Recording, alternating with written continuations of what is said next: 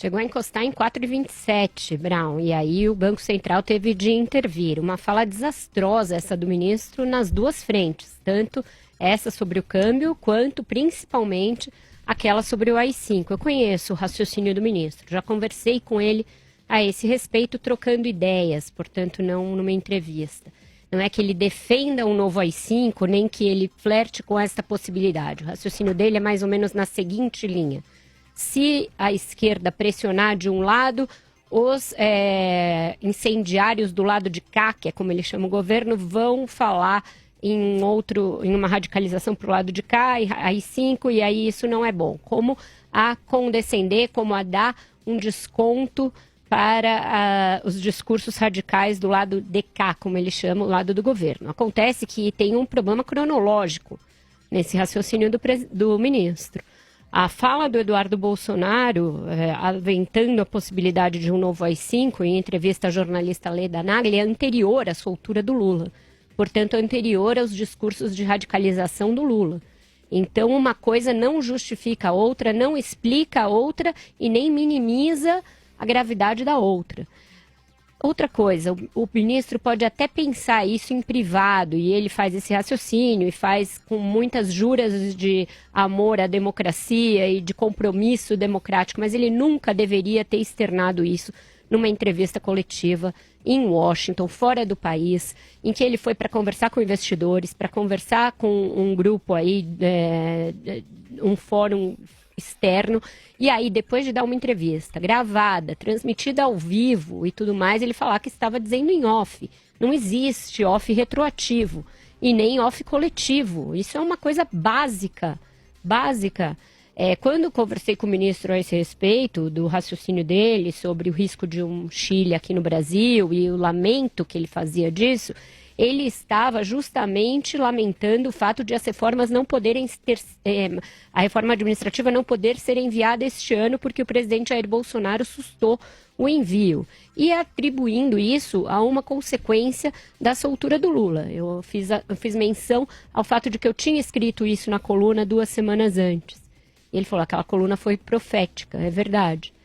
Então, você veja, ele não está defendendo um AI-5, não é nada perto disso, mas há um titular da economia do país, de um país em estado de recuperação econômica como é o Brasil, uma recuperação lenta, ainda duvidosa, com preliminares e pilares ainda por serem confirmados. Falar algo como isso não é admissível. Não é admissível que ele sequer flerte com a possibilidade de que o governo venha a pensar em algo próximo de um AI-5, ainda que como reação a uma eventual radicalização. Se você pensar na escalada retórica dos últimos dias por parte de vários integrantes do governo, é algo sem propósito, é algo que não tem nenhum amparo na realidade brasileira. O Lula falar uma coisa e vociferar em cima dos palanques com a irresponsabilidade que lhe é característica é uma coisa.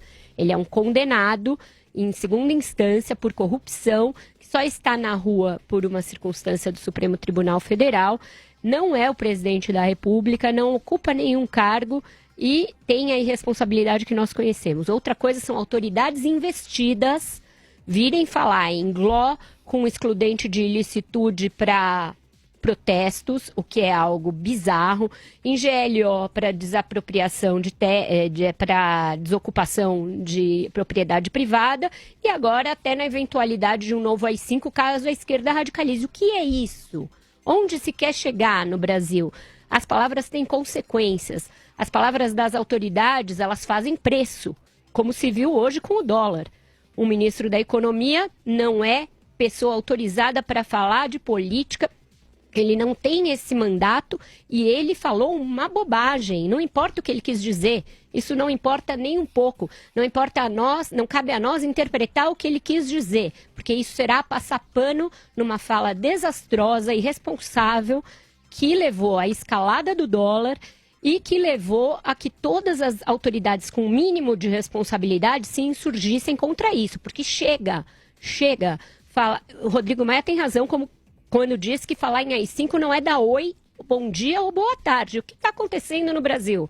As pessoas perderam as estribeiras, elas perderam a responsabilidade, elas perderam o limite da própria língua. Não é assim que se governa um país. Corrupção é muito nefasta, mas incompetência e trapalhada retórica são igualmente nefastas.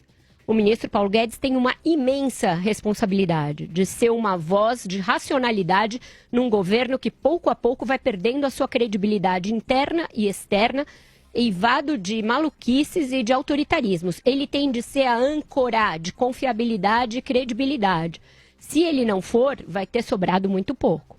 Então é necessário que ele faça uma retratação, não passar pano, não explicar o que quis dizer, não importa o que ele quis dizer. Não importa a teoria sociológica por trás do raciocínio tortuoso do ministro para falar em novo AI-5. O titular da economia, responsável pelas reformas, não pode, em nenhuma circunstância, falar na possibilidade de um novo AI-5, porque o Brasil não terá um novo AI-5. O Brasil vive a plenitude da democracia. Não há uma pessoa na rua, não há uma pessoa com um cartaz na rua para que se fale em algo tão extremo e tão nefasto para o Brasil como foi o AI-5, que foi uma licença para se matar, torturar, caçar direitos políticos, cercear a liberdade de imprensa, e eu posso usar dedos de muitas mãos para dizer o quão nefasto o AI-5 foi para a história do Brasil. Então chega dessa palhaçada de se evocar esse passado sombrio e nefasto no Brasil.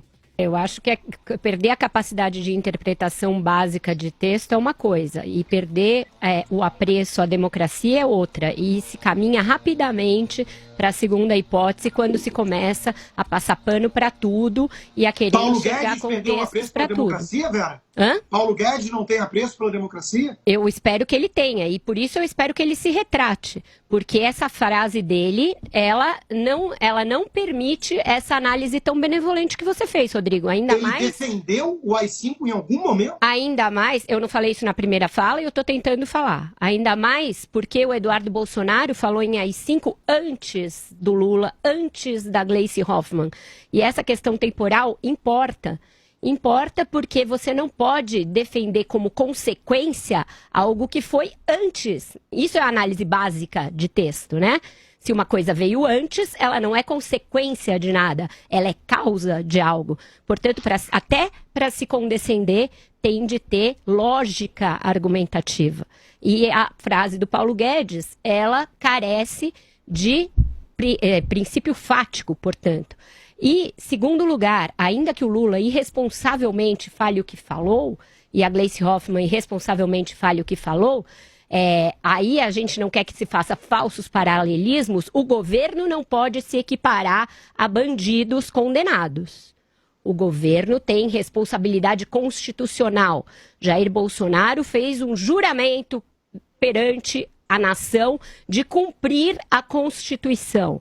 Então, qualquer brecha que ele, seus ministros, seus filhos e pessoas que trabalham no governo abram no que a Constituição estabelece, e ela é muito clara quando ela diz do funcionamento pleno dos poderes. Portanto, isso não se compatibiliza nem com a cogitação de AI-5.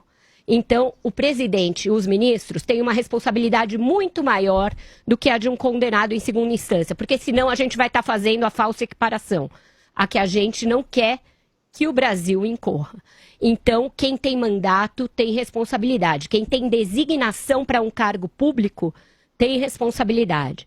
Querer que o Lula, condenado, e falando cada vez mais a convertidos que estão em casa e não nas ruas, seja desculpa para que a gente sequer flerte com a possibilidade de qualquer medida de exceção, é brincar com uma coisa muito cara e muito séria que se chama democracia.